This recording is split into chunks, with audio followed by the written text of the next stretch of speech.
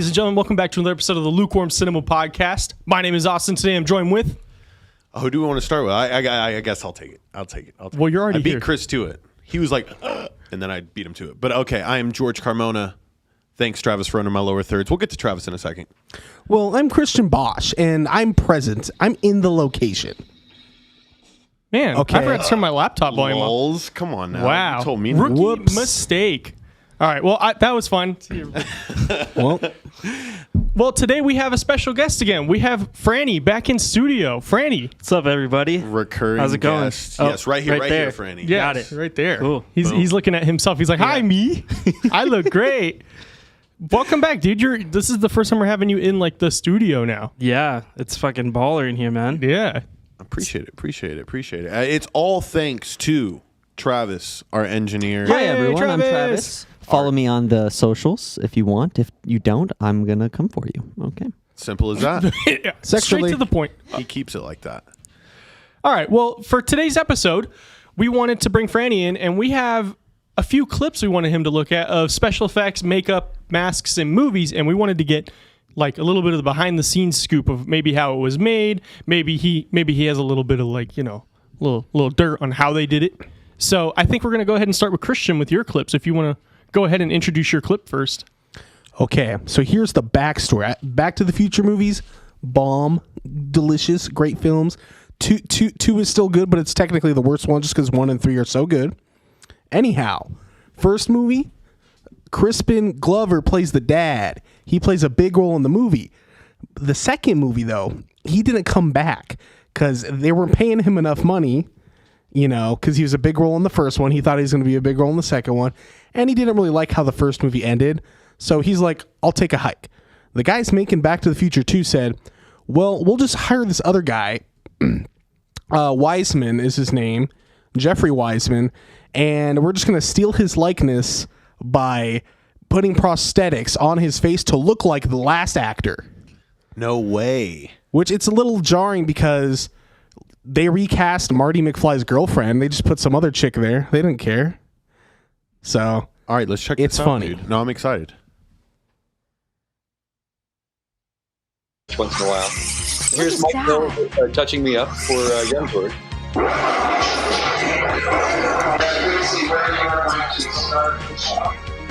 Oh, this is so cool.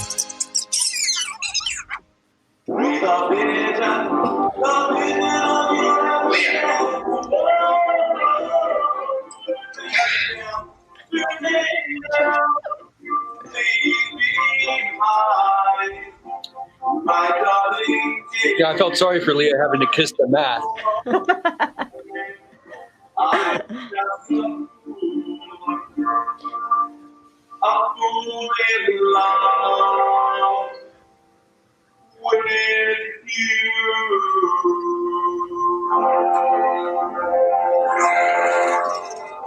Wow.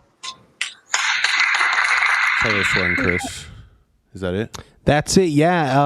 I forgot to tell you. We have to like if you want to stop it at a point. You have to let me know. Oh, I'm just yeah, gonna yeah, let yeah. it run. We'll give Travis the X. Okay, all right. Yeah. So, and I use that clip because in the movie Back to the Future 2, they try to obscure it in a number of ways. Well, they have like those people dancing in front of them to kind of like not always give you a Yeah. direct Yeah. line of sight. They film a lot of shots from behind. They reuse some footage from the first movie because in the second movie, they go back to 1955 where they were in Back to the Future 1. So they were able to reuse some stuff. But, and in Back to the Future 2, there's a part where he's elderly and they put him in this like futuristic like thing where he's upside down. So like they use a number of ways to mask the fact that he's impersonating somebody wearing their face the whole movie. So my question is, this movie came out this is 1989. How practical was, how does it seem like they probably did this, and how practical was it? And my second question is, do you know any other instances of them using makeups and prosthetics like that to, I guess, fix a weird situation in a movie like they tried to do with this? Okay. So just from watching that clip alone, I mean, that's an amazing makeup. And back then, I think I saw a clip similar to this, and the makeup they applied was a foam latex prosthetic. So they weren't using too many silicone prosthetics back in the day. I actually brought some samples. Yeah, dude. So for instance, for that, I mean, this is something that I sculpted. So this right here is foam latex. So it's like a foam rubber. And I'll pass it around to you guys too. Definitely. So I'll pass that to you. Ooh, Okay. it's like kindergarten. Yeah, it It's is a like show and kindergarten, tell. show and tell. Wow. So Okay, I'll need the weed back. So Who took the weed? You sculpted this. I sculpted that. It's a prosthetic for a makeup prosthetics company called FX Faces. It was my second piece I did for them. So normally something like that, I mean, that's a little bit darker. That's because it was sitting in my car and it got a little burnt. But yeah. He's tanned. It's cool. He looks like Trump. He has like the orange tint to him. But you see how like towards the edges of the prosthetic they're thinner. So Right. right Looks there would like be the a- blending edge. So you would Oh. glue the rest of it on first. Honestly, it just depends on the makeup artist. But typically, like at least for me, I start at the nose first because that's the most center focal point, right? So you have that centerpiece down, and then you glue around the rest. And then you blend it and make it look seamless, which they made it look fucking seamless in Back to the Future too. Honestly, I had no clue before that it was a makeup on him. I thought Crispin Glover came back. So, I mean, they did a really good job with that. You did a really good job here, but this looks nothing like Crispin Glover. Yeah, I tried. It was hard to get that rat kind of face that he's got going on. Face. I was impressed too because I didn't know that at first. So Right. I'm like, that was a different guy. Right. You said this was that was a project you had for your work yourself. Mm-hmm. How much did you get paid to do something like that? Because that looks pretty intricate. So for this company has done a lot for me, and they're basically my intro into the LA effects industry. So I do stuff for them for free because I mean they really stuck a leg out for me, and they got me and Austin, my partner, introduced to Immortal Masks, Gotcha. which is a massive, huge thing. So I'm eternally grateful to them. So I mean, anything That's they ever awesome. need, I would fucking do it for them. So I guess a better question would be, how many hours did you spend on that? And then we can ballpark it in our heads. Yeah. Well, on that piece alone, I mean, I really spent I wanted to take my time on that one and make sure it was really good, something that people would use. Cause I mean, they sell these, people use them on like really low budget films. They're high quality, but their prices are low budget, which is not really common. It's not a common thing. Usually like a prosthetic like this from any other company would be in the $100 tier range, which Right. they sell this for, I believe it's like 35, 45 Wow. bucks. So they're really competitive. And I mean, the dude who owns it, well, it's a husband and wife, Cheryl and Larry Bones. And, they're seriously the nicest people I've like ever met. Like they really do. They do a lot for a lot of people. Like they actually got a lot of people's starts in the industry. Like all the people that I know at Immortal Masks, they're like, oh, we all got our start at Boneyard Effects. It's cool. That's awesome. It's like yeah, a little they're feeder sick. system, dude. Yeah, and yeah, that's exactly. The networking aspect anywhere. We Yeah. start to realize that as we grow up is just everything. So Yeah, it's not what you know, it's who you know. Absolutely. Exactly. Absolutely. Shoot, you guys have any other questions about this mask? Like, because I mean, about that's- no. Christian might have. Well, he wants to know. You asked me about any other instances in film. Right. Yeah. So I brought another example. This one right here. okay. Yeah, he brought several things. He even asked. He was like, "Can I everyone bring sees this guy? Yeah, this dude right here. So this guy right here, this one's a silicone prosthetic. So now It's like a titty. Here, which way should I? It turn? does This way. kind of feel like a. Yeah. So this one's silicone. I did not make this one. I actually bought this from. Where did I buy it from? Spirit Halloween. The interwebs. It's a huge makeup artist. I can't Tinsley, Christian Tinsley. He owns a really huge prosthetic company. They do prostate transfers. This isn't a prostate transfer. This is a silicone prosthetic. So this is what they would use now.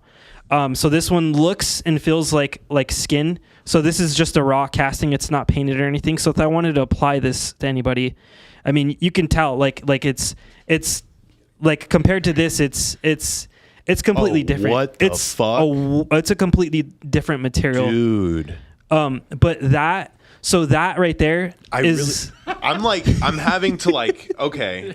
Reference it? So that is yeah. So you would add, hair into the eyebrows, Bro, what the fuck? Yeah, feel your skin after that. Yeah, man. what? Like, yeah, that's My so shit's real. bumpy, so it's like, it's not. You can recreate acne too. I'm sure he's about to definitely. say that. Yeah, Yeah, you could. I mean, That's but this super is easy. like a brand new paved road. My shit's like Detroit, man. Like, Where are our tax dollars going? The first thing I noticed is that this one, it kind of has like almost like a drywall looking texture to it Well, that's because of the sculpt. That's the texture that I put on the sculpt. because it's an alien. Right. This is like an alien in that guy. That's an actual human. So that is an exact example of what you were asking. That would be if they wanted to age a person. It almost looks like they wanted to age the actor. You can remove it, the piece off of the foam head. That would be a casting of the actor's face down here. So they altered it. Oh, okay. You know what? It actually looks like maybe they de-aged him a little bit. So, and they altered the nose, so it's a completely different nose on the prosthetic. So you could change the ethnicity of somebody. You could make for Robert Downey instance, Jr.. Yeah. For instance, the Winston Churchill film, Dark. What was it called? I can't remember what it's called. Travis, do you know? I don't know. Hunger know. Games. I don't keep Hunger track of Games? these. Electric Boogaloo. Okay, you said Winston Churchill. Yes. You keep talking about it. I'll give it a look. He plays Commissioner Gordon. I don't know why. Gary Oldman. Gary Oldman. They made him look like Winston Churchill. What? Yeah, dude, look it up. Sirius because Black? He looks just like him. It's nuts. Gary Oldman, Winston Churchill. Oh wow. So they do that Yeah, a lot yeah. now, and that's all. That would be a silicone prosthetic. Multiple pieces. It'd be a neck piece, cheek pieces. Do they give him the dick piece? Do they give him like Yeah, they could. give him the Winston They package? could. Yeah, wait. What do you know about Boogie Nights? Yeah, you brought that up the first episode we had you on. Yeah. Oh, of course I did. Okay, all right. No, he did. He brought it up. Believe it or not, since then, there's a crew. They're called Ten Shock, I believe, and they've done a lot of prosthetic penises very lately. I like how, as you said that, That's why I laughed. he changed it to Gary Oldman. Sorry. That is continue. a good Winston right there. Wait, and that was prosthetics? That That's was all prosthetic. prosthetics. That's Oh ridiculous. wow, nice. Back to your penis or whatever. Yeah, so you're describing the dimensions of Winston Churchill's penis just now? But he has the measurements at his You think workbench. you think he's got like a big old No, He's got a chode. No, he's got a because- chode? Definitely Yeah, because chode. like Trumpism. He's like very like, I will lead the UK to win. I don't know how to sound it. Speak softly, but wield a big chode. Yeah. That's not even the right historical it's like figure, but this, but like this. a tuna can. Yeah. A tuna can. Vienna sausage can. Oh my It god. was so big. Okay. Yeah, that could be a question there. Like, is that of course there's those fake dicks that people wear in pornos. Dude, yes. Well, there's those, and then more recently, me and my fiance Kaden, we've been watching this show called Sex/Life, and in the third episode, everybody, it went viral for. You're laughing. You know what I'm talking I about? don't know what you're talking about, but I like where this is going. Okay, there's a scene. It's in the third episode, and it's like these two dudes are in the shower, right? And the other guy's like, "What's this guy packing?" You know? So he looks over, and it's a monster fucking dong. It's huge, dude, and it's like, I'm not even kidding you. It's like a 10-12 incher soft. So this thing's hanging to his fucking knees, right? And A true knee slapper. and I follow a bunch of effects companies on Instagram and stuff, just for references, you know, just for That's my dick. information. I did that. Yeah, no, I would sculpt the dick. I don't care. But they made him a prosthetic. You said it was in the prosthetic shower. penis. I'm only like, I can just picture it's just like a steamy hot Yeah, shower, yeah. and you're like, you can hardly make it out. You know. Through the steam, you just think you see like a pendulum. Is it a pendulum? Is there a grandfather Bro, clock you in would, this you shower? would go lightheaded if you had to use that thing. Hey. Man, you'd be like, I can't think right. We can't spend all day talking about fake dicks. Although Yes, we can. although it is our favorite topic. Austin, Yes. You had your clip that you wanted to present. Yeah. So this one is like, I want to say like infamous, like as one of like the greatest like monster masks. I want to say, because I'm pretty sure it's a mask, but mine is from the movie The Predator. So we'll have Travis roll that. All right.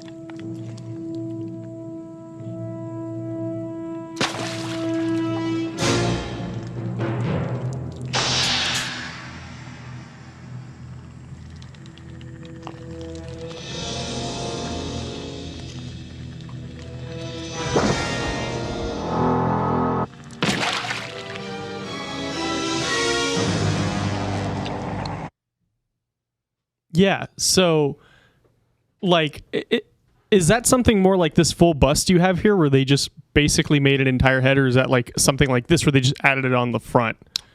So that is a mask. So that's a mask set up with animatronics inside. Right. So how they would do that is it was Matt Rose and Steve Wang that sculpted that piece for Stan Winston Studios. So that mask right there, they sculpted it, right? So when they're molding it, right, they would, after that, they would create the undershell. And then in the undershell, they would attach all the electronics. So the electronics attached to a remote controller. It just depends on and the exact animatronic method they're using. You have like a cable pulley system or servo. But back then, I'm pretty sure it was cable pulley, I believe. So that was animatronic mask. So under there, the eyes, I believe the guy who played him, his name is Kevin Peter Hall. He was this really tall black dude. He played the Sasquatch in Harry and the Hendersons too. Wow. In the Patterson Gimlin film? No, I'm just kidding. Maybe. I'm looking at, Oh, he was in like, I think Star Trek too, it looks like. Yeah, he was in a lot. I believe, was he in the NBA before? I could find out. I mean, he was really tall. That's why they used him a lot. He was really tall and really skinny. He died really young too. It was really tragic. He died in 1991. Yeah, he died really young. He was 7'3". Yeah, he was tall as hell. 7'3"? Yeah. I thought you said 6'5". No. God damn. No. 7'3". That's why he looks so much bigger than Arnold, because Arnold's, I think, 6 foot exactly. I think we did this. Didn't we do this the other day? Yeah, we did. He's 6'5". So he's towering over Arnold in that movie. Yeah.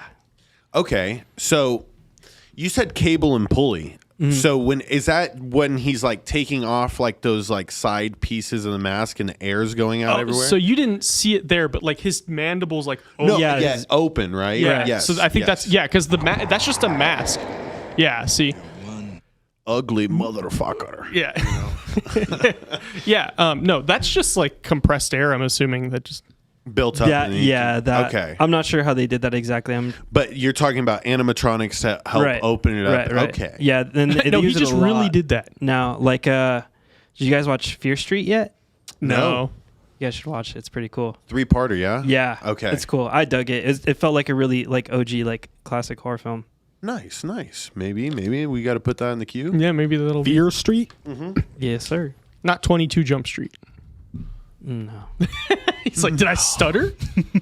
So when one of my biggest questions, right, is obviously there's a long process in adding these, whether it's a silicone prosthetic or adding a mask on. How long are we truly talking, like on a day? Like how early do actors have to get on set if they're going to get, silicone prosthetics and a mask put on their face? A mask is usually pretty easy because that just slips on. They just have to, if you have like an animatronic system in that mask, like the Predator. So you would probably have like a sock on your head just so that there's nothing like fiberglass or anything hard against your skin or your scalp or anything like that. And then you get eye makeup if you need any eye makeup so that it blends like for instance the Predator, I think it was like a little bit of gray black, and then the mask goes over that, and then they adjust it. Well, for a Predator, he had contacts in as well, so contacts first, and then all that other stuff. So that's probably pretty fast. If they need to do any touch-ups, it could be an hour or two, just depends. But I know for Predator that he was able to take his mask on and off, and if you're working on a creature film like that, that's probably what you would want the most, because underneath that shit, it's hot, man. It gets really hot, and with all those electronics and stuff, it gets even hotter in there. You could definitely easily get a heat stroke if you're not careful. But they take really good care of their actors, and I know for anything I've done, and we've had full creature suit characters, we make sure we've got fans and like ice packs and stuff like that, so nobody's overheating. Absolutely. No. That, because I always just thought that would take such a long time. But I guess when you're making a film in which you're going to be needing to film a lot of, shots in a day, it's got to be able to come off. Right. But for like a makeup, it honestly just depends. So a lot of the makeups they do, like silicone makeups, if it's just like a face piece, it could be maybe 2-3 hours. But if it's like a full like cowl where like you have a different set of hair on there, and like I'm trying to think of an example, like if you had like a cancer patient, right, and you wanted there to be like sparse hair in the head, so you would apply a bald cap first, right? That's just to set the actor's actual hair down, so you would have to gel down their hair super flat, right? And then you would glue on the bald cap, which mimics like the sparse hair in there, right? And then any prosthetics you need for the face, like sunken in cheeks or whatever, and those ones take longer because you have to blend that into the skin, and blending it into human skin and making it not look, weird. It takes a while. There's people that are fast at it, but usually makeups like that take like 3-4 hours minimum. Wow. But it honestly just depends on the complexity and how many pieces are involved with the makeup. Like for that Winston Churchill, I could only imagine that had to have taken 4 to 6 hours at least, just because there's so many pieces involved with that. Well, I remember with Lord of the Rings, like, because I watched the behind the scenes of that all the time. They were always like Elijah Wood was like, I saw every sunset or every sunrise because I was up at like 4 a.m. because we started filming at like 10. Right. But I would spend 4:30 to 10 in makeup. Yeah, you have to be there early. So say your call time on set is 10, you would have to be there at 4:30 just to make sure that the makeup artists have enough time to apply the pieces, whatever they need, and make sure nothing funky's going on. But a lot of that is just the actor just chilling, Yeah. I've honestly been putting some makeups in. The last one that I was in, I fell asleep while the makeup was being applied to me, and there's no issue with it at all. Luckily it was a full face piece, and I didn't need to, be super attentive. For sure. No, okay. I guess my last question before then we could pivot into your clip. One of my all-time, it's in my top 5 favorite movies of all time, but Tropic Thunder. The last time we've seen a blackface done in a movie. Now, ethically, would people have an issue, possibly doing a blackface character, or, would you have an issue by any chance? I just want to know, because this is a big ethical issue. Well, I know, but do people put their pride to the side for this? I can't feed my kid ethics. I don't know, man. I honestly, I probably would stay away from that just because. Then you'd be known as that guy. Like there's that Robert Downey Jr. guy, you know, that's the guy who did blackface for him, you know. The guy who makes anti-Semitic cakes. Like you make one anti-Semitic cake, you're the anti-Semitic cake guy. It's true.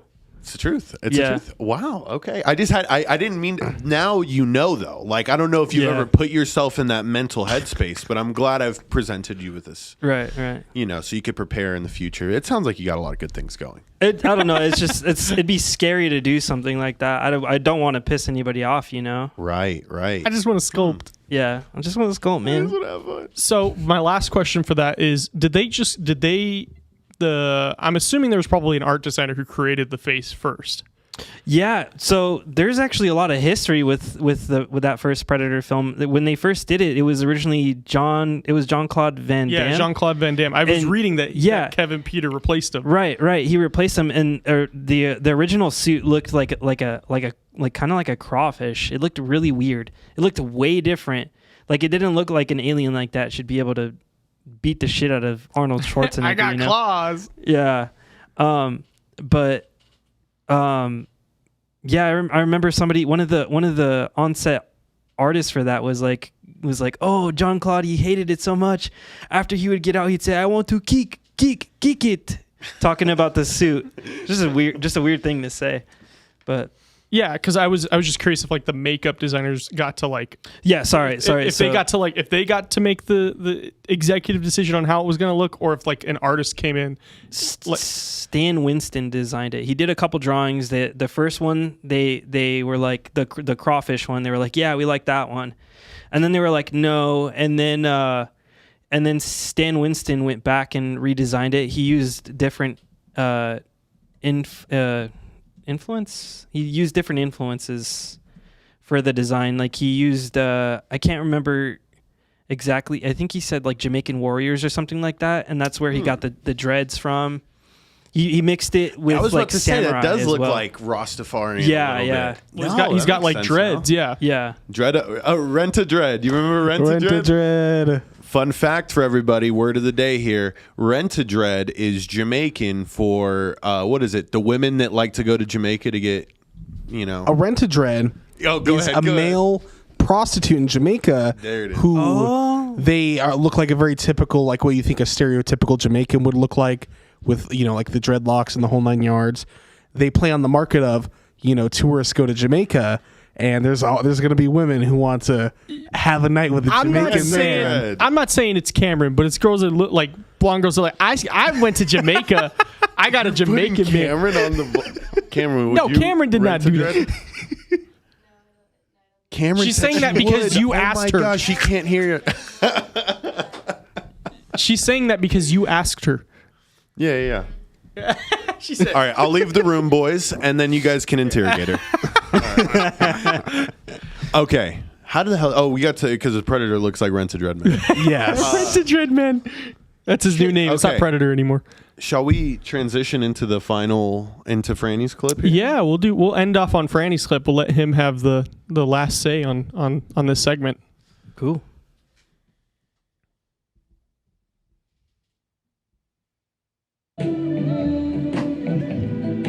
You saw me standing alone. Jesus Christ!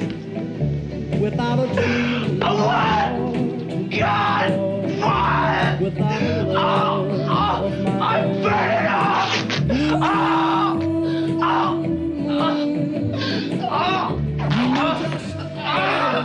God! You heard me sing a prayer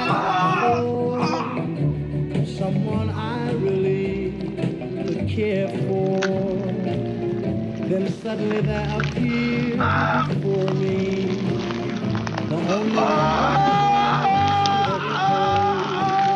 when I heard somebody whisper, please adore me. And when I looked, the moon had turned to gold. Help me! Please! Help me!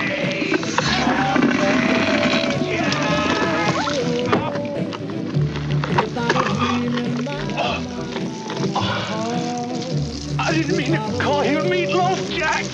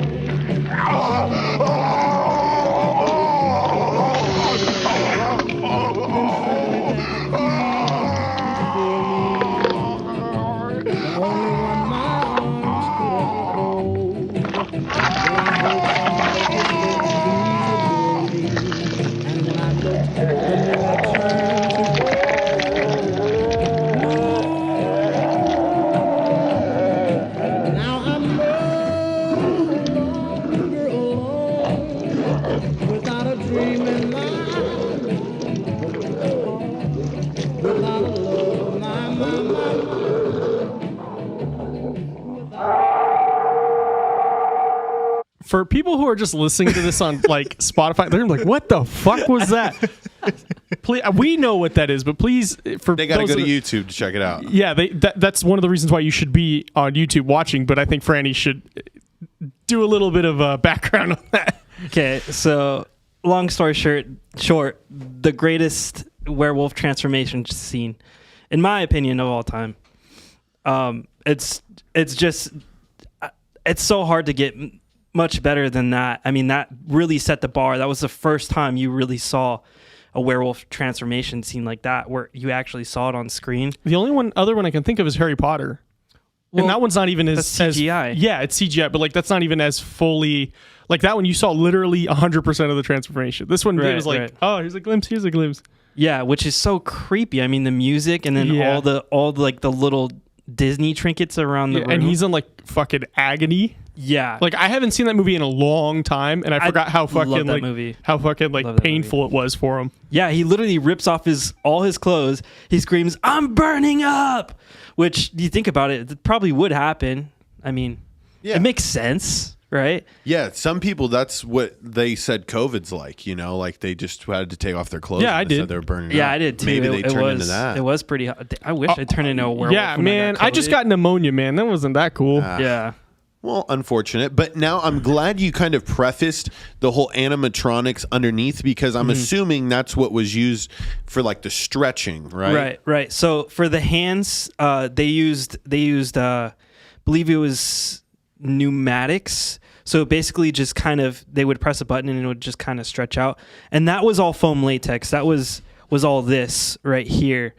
And then so the cheeks and all that stuff, the back, that was all air bladders. So they had air bladders set all throughout, and then they would just pump air into there.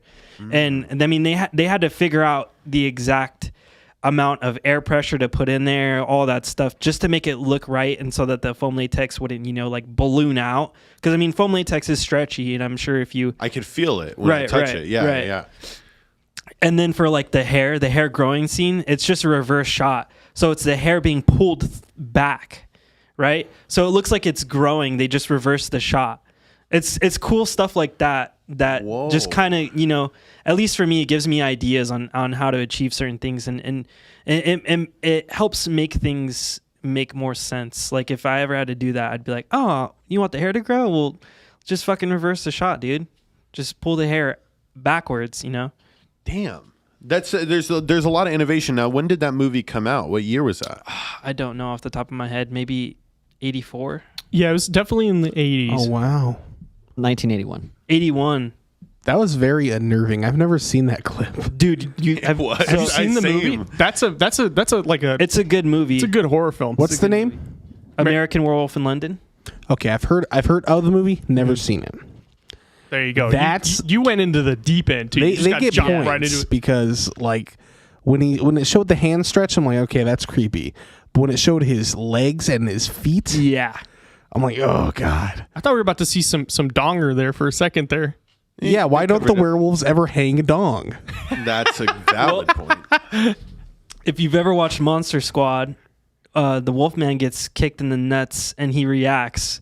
And like the most quotable line for that movie is, "Wolfman's got nards." Oh my god. That's pretty funny. So I mean, they're definitely packing, Absolutely. I mean, they come out once. Like, They don't have rocket ships like dogs? I don't know. Red Rockets. Yeah. Or do you think it stays the same size? I was thinking that like is the whole time like is his penis also changing shape to like have that thing, but is it just me? Hey baby, there's a full moon tomorrow night. What we're gonna do is we're gonna do a reverse shot of the cock getting hard, and then that's how we do that. Now we know. Yeah. Oh my god. So can you go into does this tie into what that clip was about, or because I want to jump into this? I feel like too. it's just every time he gets an opportunity to talk, he talks about American Werewolf in London. That's Dude, I fucking love that movie. I know you do, and it's for obvious good reasons. But every episode except for the Star Wars when we had you on, you probably would have found a way to talk about American Werewolf in London on that episode. Well, you see, Rick Baker did that. He did the werewolf in American Werewolf in London too. There you go. See, everything links back. It does. It really does. Rick Baker is tied to everything. Rick Baker is a genius. He's so a literal because of genius. him, we have Nickelback. Yes. The more you know, everybody. He said, "Yes." Oh Oh my god. So back to this bust that you have here, which is very impressive. Thank you. I think You're gonna looks- ruin it. He looks thirsty. Yeah, He that's looks the like a monster. He would drink Monster Energy drink. He Like looks he would like- chug them and then take a shot of Jaeger. He looks like too. I would find him at like an Avenged Sevenfold show. Yeah. I need to be like, where's the fucking Rev, dude? Be like, dude, the Rev died. The Rev dead, died, dude. yeah. No, he No, he didn't. didn't. He's in Cuba It's with a conspiracy. He's in Cuba with Michael Jackson and Tupac. John Lennon. And John Lennon. Big band in the sky or Cuba. So you made this. Yes. Obviously, you Yeah. wouldn't have bought something like this, or would you have? I would buy something like that. Hell yeah. I have just I to have bought buy stuff. it. Franny goes, I have Bust a few. adult money now, okay? I feel like you would rent it, recreate it, use it as like a template of as to what to do, and then just like shoot it back. You know, return policy. but he you know, kept the 30 nose. days, He was whatever. like, I'm keeping this. So that's what you just said is called recasting, and that's hugely frowned upon. Like, It's illegal. That's how you get blacklisted from like just the community in general. No shit. Yeah. Because I feel like it would just be a good way to practice. Like, well, I mean, like I mean, obviously, you- if you there's a difference between practice and actually using it Right. in a movie, and I can see where you run into that. But okay, it's called what you said, blacklisting. Well, that would be recasting. Recasting. So I mean, it just What the fuck was I thinking? Blacklisted. That's what I was thinking. Okay. oh. Recasting. Okay. Go ahead. If you had the permission from the artist, so let's use Austin for example. Austin sculpted a skull, right? And I have a client who wants a skull in their film, right? I have one of his skulls, right? I already have one. If I molded that and sold it without telling Austin at all, that's a no-no. I would go to him, tell him the situation, right? And explain to the person, if they wanted to use that exact skull that Austin made, be like, hey, look, it's his skull, right? If you want it, we have to talk to him, right? And get his permission to use it. For sure. If they wanted to use the one that I had. And at that point, it'd be like, well, I would charge a rental fee. So if you want to use the one that I have, I'm going to charge you a rental fee. And I would kick that money back to Austin. Or Austin would make a completely brand new custom one for them. And then I would kick him the money, whatever his fee is for that. Right. So okay, because Austin's done a lot too. Like I feel like I'm seeing more of his stuff lately than yours, but that's because you do grandiose things. I mean, you both do grandiose things, but it's almost like a licensing thing in a way. Yeah, well, Austin's been doing more stuff for Immortal Masks. He's been sculpting a lot of stuff for them, which is it's amazing. It's probably one of the best opportunities Right. for anybody in the industry to get themselves into, because they're literally I talk about them all the time, but they're the top silicone mask company in the world, and I will stand and die on that hill alone if I need to, and I know I wouldn't. I was about die to say, alone. I'd be like, wait a minute, if Austin's working for him, then why would you die alone? No, I know I wouldn't.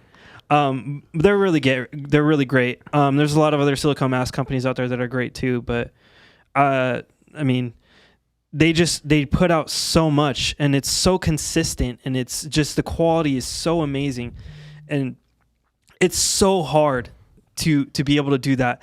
Like, they have such a large operation going on. So for instance, that bust right there, that's a silicone bust. The owner, he's the one that's basically taken me under his wing, and he's teaching me everything, which it's an amazing opportunity. I'm eternally grateful for that. Hold it in front of your camera, George. Yeah, as I say, we can get a close up of that on another. There you go. Yeah. That's way more detail. So he helped me out with this piece, the entire process. So they specialize in silicone. So that bust right there is silicone. So Andrew gave me advice. He was like, oh, you should try this, this, and this with the sculpt. I did all that. I took all his notes, right? Which is what would happen with at any studio for any film with you. Like I just worked on a mask for a music video, and the director sent me notes like 5 different times, right? And you have to make those adjustments and whatever, and that's how I look at it with this is, I need to listen to these notes, take them into account. It's never anything personal. It's just like, oh, you should try this. You know, it's what is needed. Yeah, it's more of constructive criticism and feedback than just your mask fucking sucks, bro. Right. But I mean, he gave me advice with that. He showed us exactly how to use the silicone, which me and Austin have messed with silicone stuff before, but not to this extent. I mean, their whole business is set up around silicone masks and silicone, and why wouldn't I take the advice from a literal master? Absolutely. Hey, what do you know, old man? That's how you don't make it, Austin. That is exactly how you don't make it. It is exactly how you don't make it. Well, dude, like, is there anything else you have on this mask? Like, I don't want to like cut you off. If you have more to talk about, like, we can roll with it, or we can talk about space and the moon landing. Oh shit! Yeah, for those who are listening, our next segment is going to be on the moon landing. This was George's idea. George was like, I want to talk about the moon landing. I don't even know. Yeah, we said it during last week's episode. It came up organically. It was. Yeah. Most conversations lead into moon landing. You know what I mean? With us, yeah. And the guy who did the makeup for American Werewolf in London. Those are wait a minute. There's like a chart, and it's like, is it this? Yes. Moon landing. Is it this? No. American Werewolf in London. So you make busts and you do the effects. So John F. Kennedy, did that look real? Oh my god! You want me to stop the stream now, or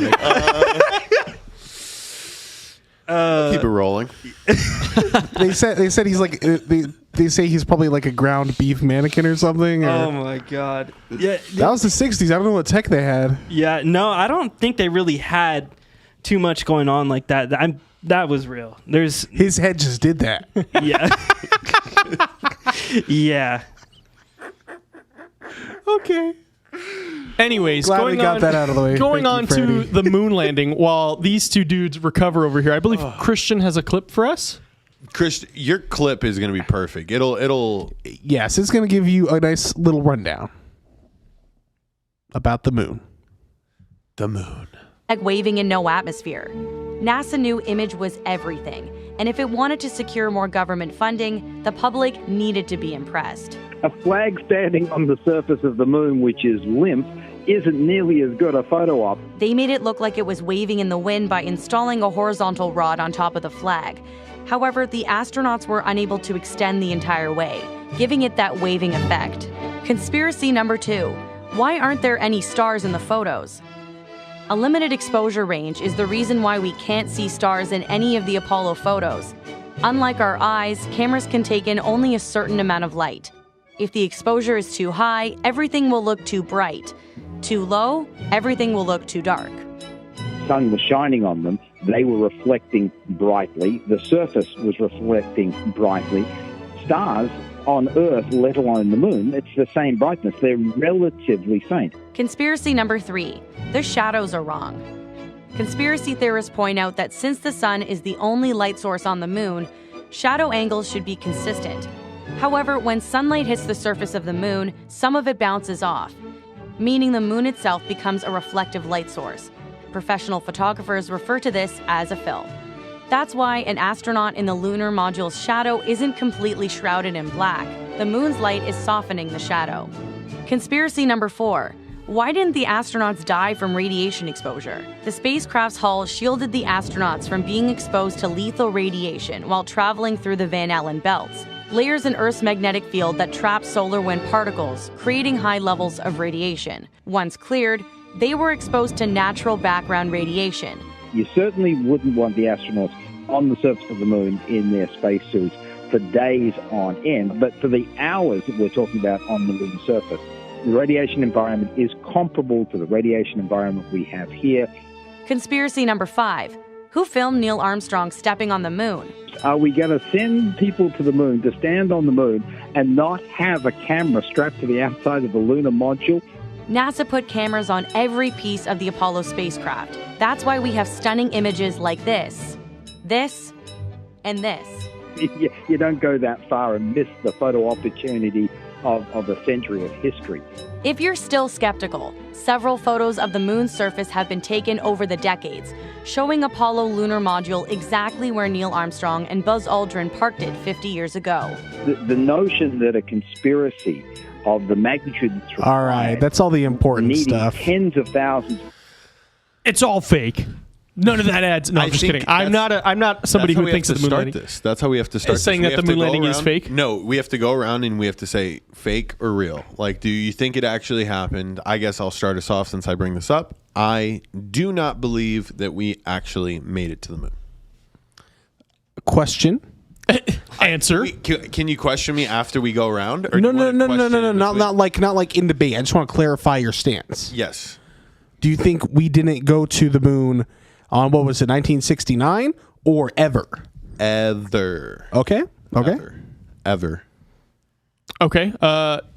I think we went because people were like, I've seen some people go, it's CGI, and then you look at like Star Wars, which was like 10 years later, and you're like, was it CGI? I don't think so. I think we really went. Like, Okay. Chris? Okay. So, you know the pyramids? No, just kidding. Just kidding. he's our resident conspiracy theorist here at the table. Oh my God. So, I'm sure there has to be one that involves the pyramids. I fucking guarantee it. Absolutely.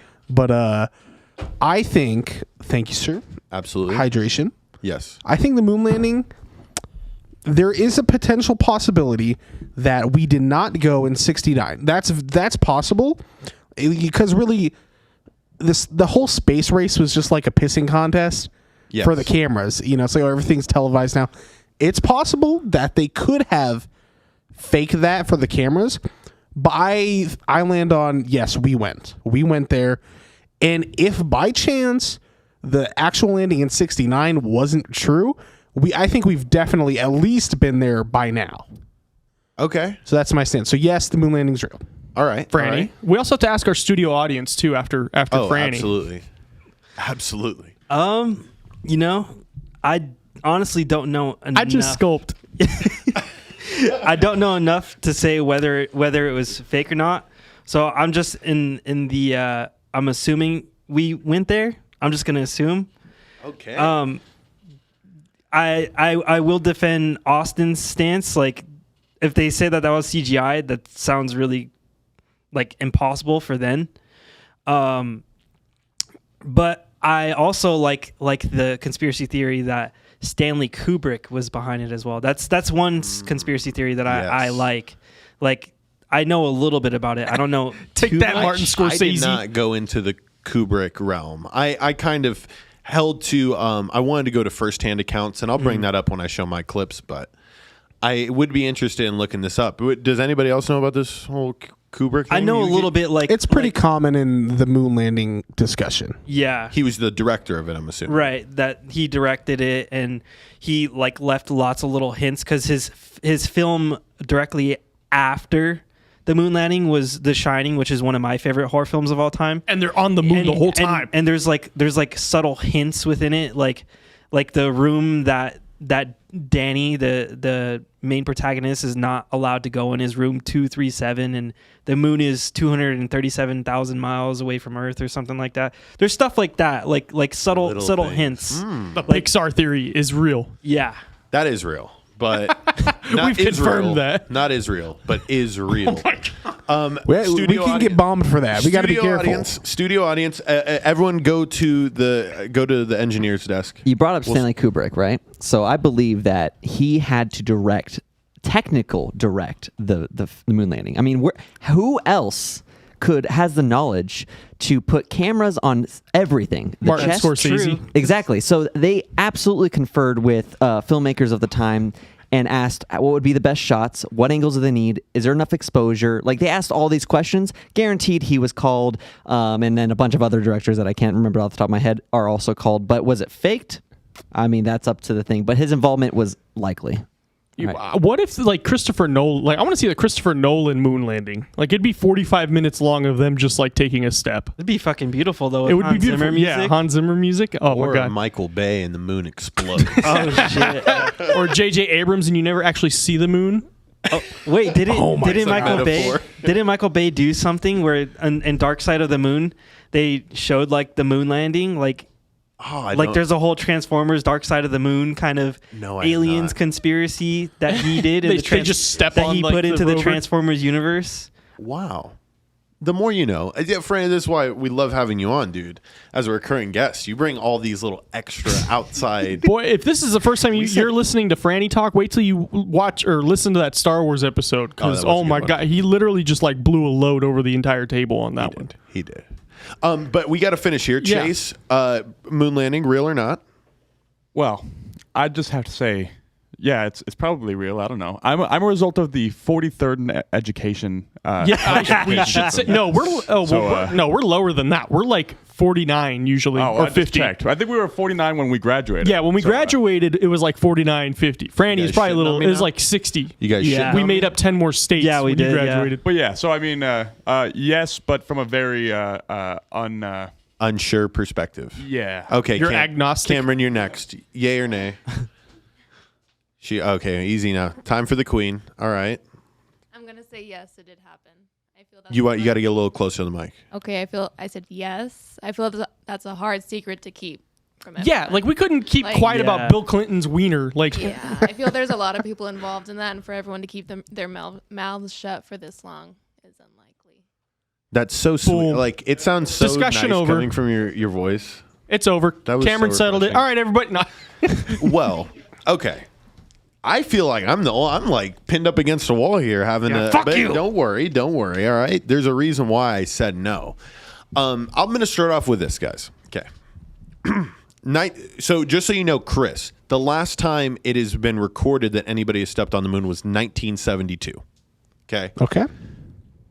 Now, two things happened, right? In 1969. I had to look this up, right? What inventions happened in 1969 to The kind wheel. to kind of put it against, right? At first I was like, was the microwave invented then? You know, Yeah, like, the infamous if microwave. The microwave Yeah, and wasn't then invented. podcast came along right after the microwave was invented. How the hell did we get to the moon if microwaves weren't invented? But that was 1940. So in 1969, what was invented was the glue stick. Okay, We couldn't get that without moon dust. Right. Apparently.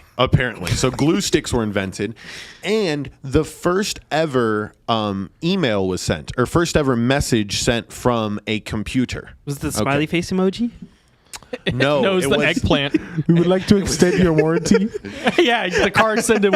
It was Soldier Boy because Soldier Boy's always the first in everything. He sent it. You guys are great. I love how you're running with this, right? But okay, so like, all right, first ever fucking email sent. We send a rocket ship to the moon with people in it. Now I have two clips to help me kind of prove my point here. We'll start with the first one. This comes from Buzz Aldrin himself. This is an interview recorded 2 years after the moon landing. The first.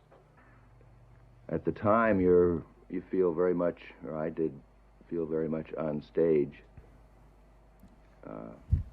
240,000 miles away, it doesn't seem like on stage, but when you know that millions of people are watching on television, listening to your voice, you're, in a word, apprehensive of not doing something wrong or not fulfilling what's expected of you. How disappointed were you that you were the second man on the moon? You could stop right there, Travis. Okay, he mentioned. First, though, like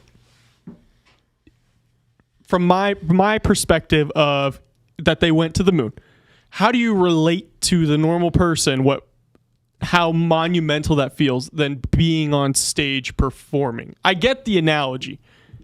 That wasn't even where it helps my argument, but that's not even where I'm taking it. Oh, okay. All right. Please continue. So, I mean, the reason that when I saw that, because I always, right, in history class, especially if you go to college, all right, they'll fucking tell you that the primary source is what history comes from, right? So I had to go to primary source. I went to primary source. He says he feels like he's on a stage.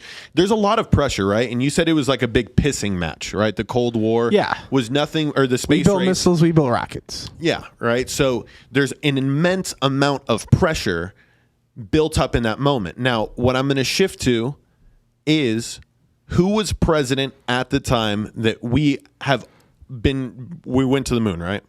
So the president was Richard Nixon from January 1969 till December of 1972. The 2 times ever recorded that we went to the moon, Richard Nixon was our president. Travis, clip 2.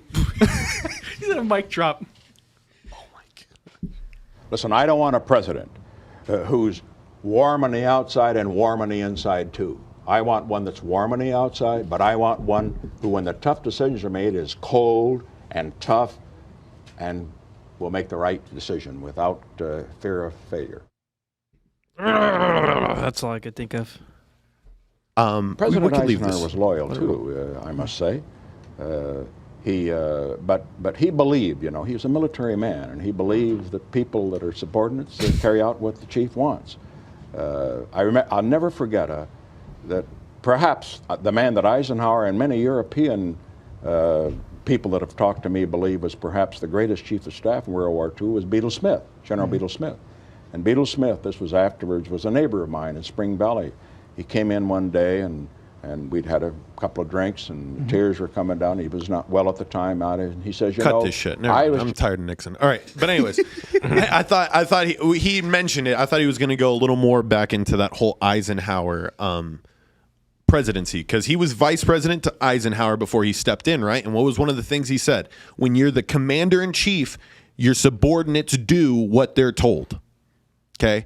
What makes a good president? He said, a good president may be warm on the outside, but is cold when it comes time to those tough decisions. Like the moon? Like the moon. The moon's cold. Okay. So they really went to the moon. Moon landing confirmed. All I'm saying is, like, yes, I do want to have that feeling, right? That we've been to the moon, right?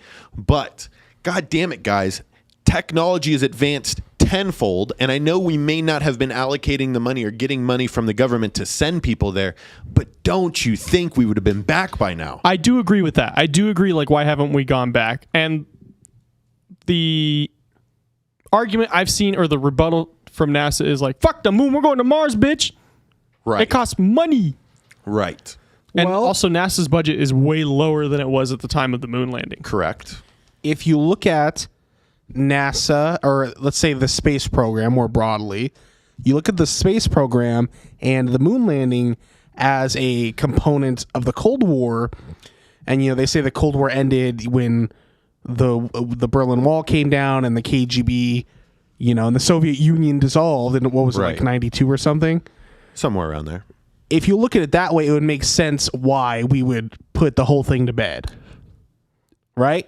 As to us making it to the moon or not? Well, the reason, okay, let's say we went to the moon. Yeah. You're saying, well, why haven't we gone back?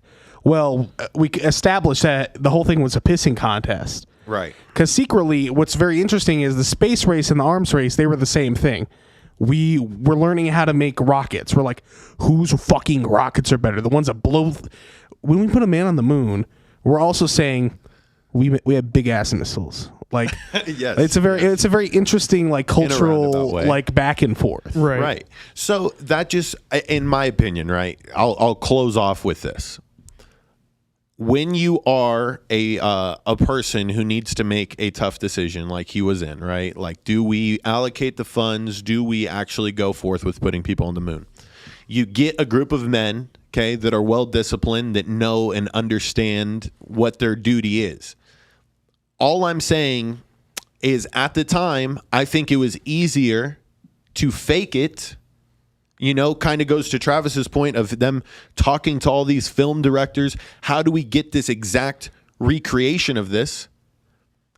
And I think that, you kind of, as a president, you put the gun to their head and you say, hey, you're going to do this for our country to help us win, Look the at space what happened race. to Kennedy. We used a fake. That's where I'm coming from at it.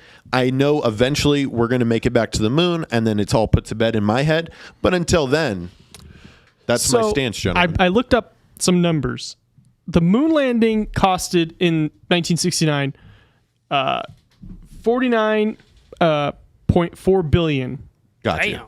If that was adjusted for today's money, that'd be $482 billion. Jesus. The yearly NASA budget right now is $24.8 billion a year. Correct. They're saving up, man.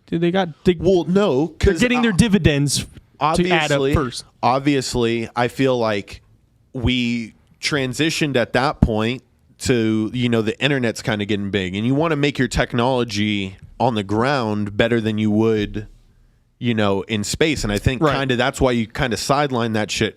But I feel the space energy is back. Jeff Bezos flying off in the Hitachi wand. And another observation about that is how anticlimactic it was when he went in that rocket, because when there's no Cold War fucking pissing contest behind it, it's like, oh, we just saw something we've seen before. That is true. Yeah. You know what I mean? When it's not like, oh, it's the fucking red versus the stars, or whatever you want to call it. There's no cultural. I believe China has been to the moon recently, within the last 2018. So they've been. So humanity has been there, maybe just not the U.S. is what you're saying. Well, no. They didn't land a person on the moon. Oh, they just sent a probe. It was one of those things, and it collected and that's a thing too. And I'm not sure when it comes down to the cameras, but the ones that were on this Chinese little satellite thing that landed there, the ground looked like brown. It was a lot more brown than it was gray that you see in all these other videos. So I would recommend they just used a filter, bro.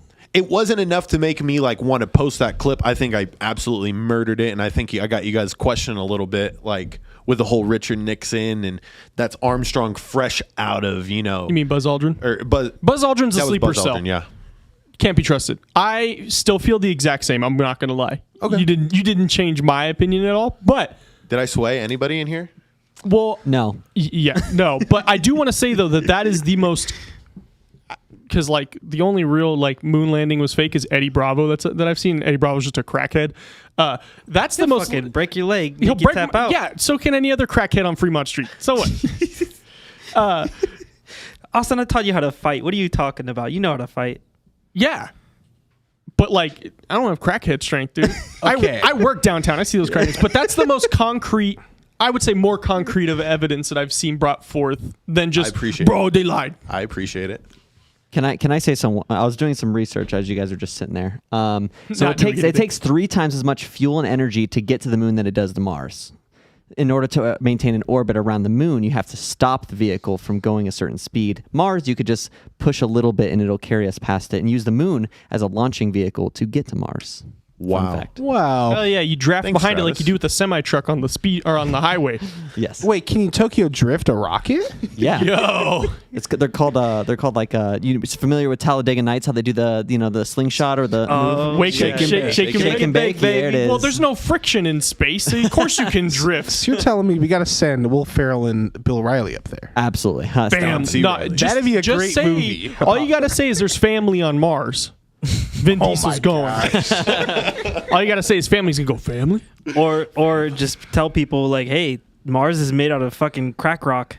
All the crackheads will go. They'll figure out a way. First crackhead scientist. Yeah, they'd be like, it's like Tyrone from the Chappelle Show. He'll be like, I found out that I really like this quantum physics stuff. That shit. Busted. I wouldn't say busted. That's after his time. He'd be like, that shit is fucking bananas. Oh yeah. And like, they give me $20 a crack rock and a banana every day. Okay, he'll figure it out. Peanut butter and crack sandwich. Okay, Franny, I have a new question involving your expertise. That's why you're here. You're here to debunk the theory once and for all.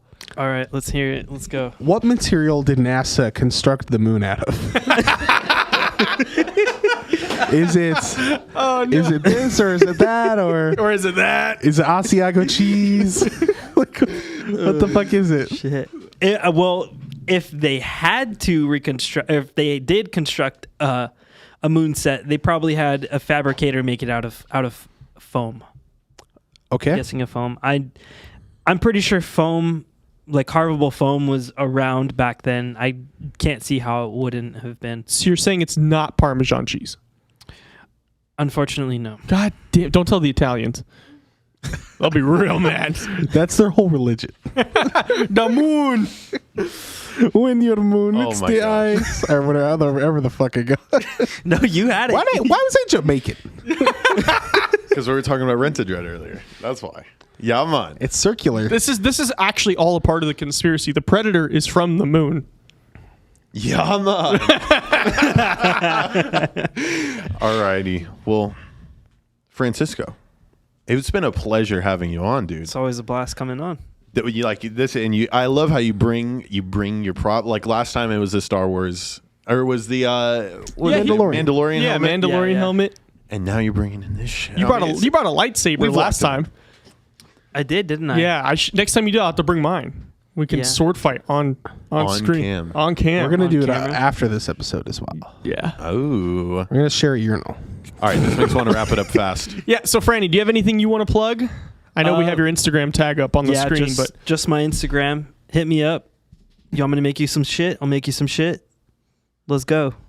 Nice. Obviously, you can see the work that he's done is very fucking amazing. Is very seriously detailed. Thank you guys. Thank yeah, you. no, it's this journey because I remember watching you start like almost 10 years ago making like what was like fiberglass Mandalorian armor. Yep. And you're like, bro, I can't feel my fucking hands. What? Yeah, No, I didn't. Like the first day, and then you learned. You were like, okay.